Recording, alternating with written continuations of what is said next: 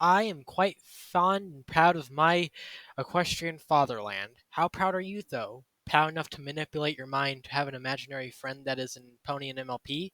This is a story to the Pony Tulpas, Pony Rabbit Holes.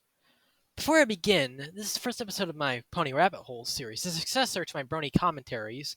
I re-uploaded a few onto this channel, but I decided to move on from them and instead pursue a new, more professional series about things in the Brony fandom. Thus, I created this series. Now, this episode is on Tulpas. According to Wikipedia, a tulpa is a concept on the theosophy, mysticism, and the paranormal of a materialized thought form, typically in human form, such as an imaginary friend or being that is created through spiritual practice and intense concentration. The concept of tulpas has its origin in the Buddha Nirmakaya, translated in Tibetan as Spulpa. The earthly bodies that a Buddha manifests in order to teach those who have not attained nirvana. The Western understanding of tulpas were developed by 20th century European mystical explorers who interpreted the idea independently of Buddhahood. Modern practitioners who call themselves tulpamancers use the term to refer to a wild imaginary friend with practitioners considered to be sentient and relatively independent. Now, you may wonder, what in Celestia's name does this have to do with My Little Pony? Well, there are some brony tulpamancers who did this, but for their favorite ponies. The popular obviously being the main six, but this could be anyone from the background six to the Human Crusaders to the villains. I imagine a Discord Tulpa. You go insane if you had a Discord Tulpa.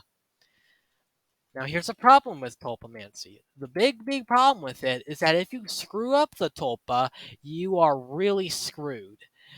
For example, when this 4chaner made a Pinkie Pie Tulpa way too many times, the Tulpa went completely insane and was constantly screaming. And the screaming got in the way of his real life, and he couldn't even sleep from it. It was to the point where even other 4chaners were terrified of this. And this is 4chan, home to Paul and B. I've pledged never to go to B because allegedly there's some very bad stuff there, even illegal stuff. But let's get back onto the topic. This incident where this 4chaner and Pinkie Pie happened quite a few times with other bronies. In fact, if I recall correctly, I heard once of a tulpa of a character got murderous tendencies. While the brony himself never went out to murder anybody, he had to get therapy for it. Yeah, tulpamancy is not something to be taken lightly. I'm terrified at this type of thing, and I will never try it because I don't want to accidentally screw it up. To be honest, I'm already not that mentally well anyway, so adding a tulpa into the mix would be very messed up.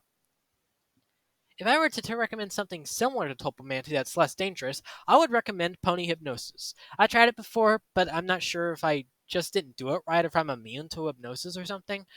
But it works with other people, I know that.